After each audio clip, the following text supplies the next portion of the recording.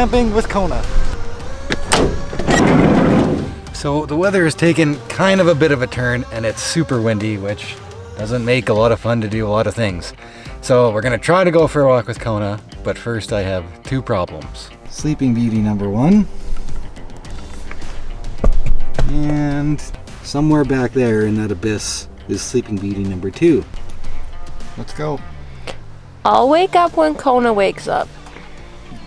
If that were the case, we'd be here all day. Cats can sleep like 16 hours, so we're not waiting. Let's go.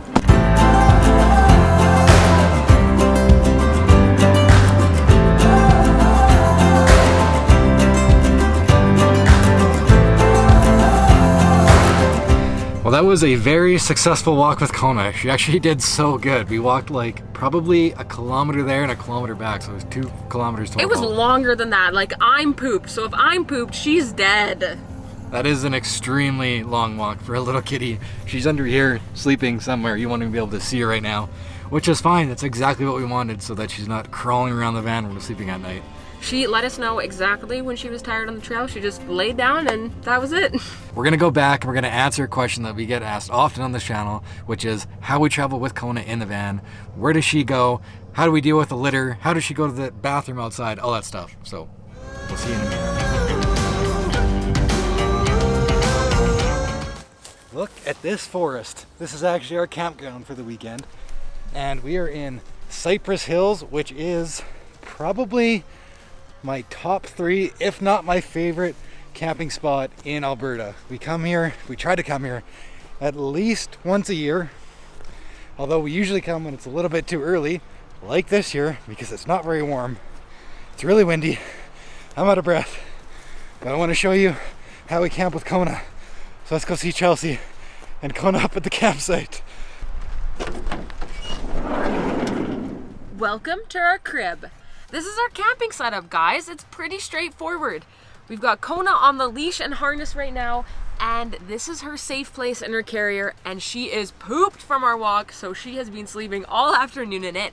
We've got the litter box, the Travel Cat litter box, which we've talked about before, her food and water, and oh yeah, there's also this little bed that we keep tucked away for her too. But we'll talk a little bit more about the details. So this is our camper van, but what I wanted to point out to you guys is that this is a converted passenger van. So that means that I would resemble camping in our van like this more similar to camping in a tent. It's not like an RV or trailer where we have temperature control and we could leave Kona unattended. In this setting, Kona is with us 24/7.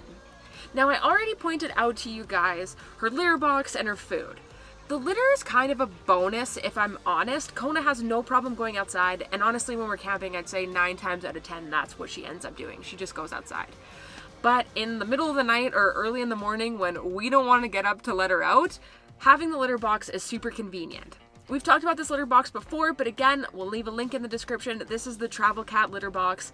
It is super straightforward. It zips up, all of the litters in there, so when the van is in motion, we can zip this up. So I don't want to build up camping with a cat to something that it's not. I think it's really fun and exciting for us to film all of the great bits of Kona walking, but oftentimes when we're trying to get stuff done and we've got Kona on the leash, those are the bits that you guys aren't seeing. So when we first arrive at our campsite, this is probably when Kona's actually the most high maintenance. She wants to get out and sniff everything. She's probably been sitting in the car for a couple hours for us driving out here, and like, now is the time to stretch her legs. So it's a top priority for us to take Kona for a walk. Even after 15-20 minutes, she starts to settle down and she becomes less maintenance. Still pretty high maintenance at this point in time, but less maintenance. Enough for us to set up the campsite and hopefully eat some dinner. So here is the quick rundown if you guys want to take your cat camping. We already went over all the things that we bring with us. All of these are essentials. I'll leave the list and link in the description for you guys. The first tip, again, like we talked about, was making sure that you get all of your cat's energy out early. This is going to be key for you later on in your trip. Number 3 are a few little safety things that we do that might help you guys out. The first is when Kona's in the van and we know that we're going to be in and out, she's on her harness and she is on a 15-foot leash. This means if for some reason she decides to sprint out of her carrier, carrier, we don't have to worry about her. But we still always have to keep an eye on her. She could get tangled up in this thing so quickly. The other safety device or item that we have is a cat tent. This is a really small, it's bigger than a carrier, but smaller than, say, an actual size tent. This is someplace that we can put Kona. We know that she is safe in there if we need to be hands off for a little while, maybe to cook supper. This isn't ever a long-term thing. We would never leave her alone. And again, our eyes are always on her, but it just frees up her hands for a little while. Sleeping arrangements. We don't really do anything special here. I make sure that her carrier is in an easy spot for her to access. Again, we have the little bed underneath in case she wants to crawl down there, but she's free to roam the van at night. Often, yes, this means that she wakes us up, or if she gets chilly, she tries to crawl into the blankets with us, but that's pretty straightforward. Uh-oh. Our solar panel has been in the shade all afternoon, so our lights are going dim. So the last thing that I want to touch on is your cat's carrier.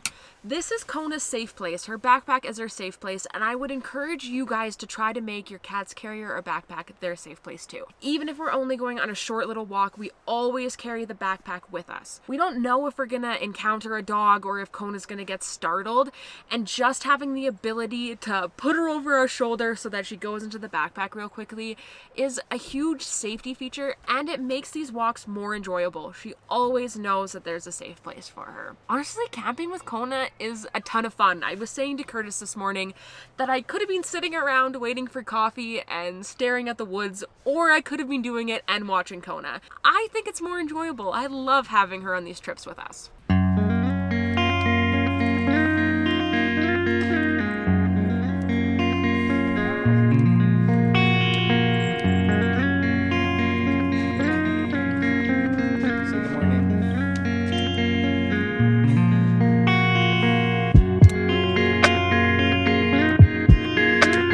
Well, it's been a couple hours since we had Kona out, and we took her for a little bit of a walk around the campfire. We finished eating breakfast, finished our coffees, all that kind of stuff, cleaned up the place. Kona just hung out with us the whole entire time, but now she's absolutely exhausted. There's one thing that happened this morning that I wish we could have got on camera. Kona was out on the leash, she was hanging out totally fine, and when she was done, she walked right over to the van door, meowed for us to let her in, went inside like it was totally normal, like we were letting her inside the house. It was awesome. But you gotta look at this.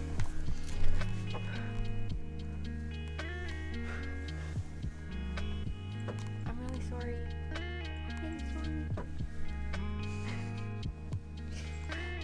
Okay, go back to sleep. Bless you. So thank you guys so much for watching.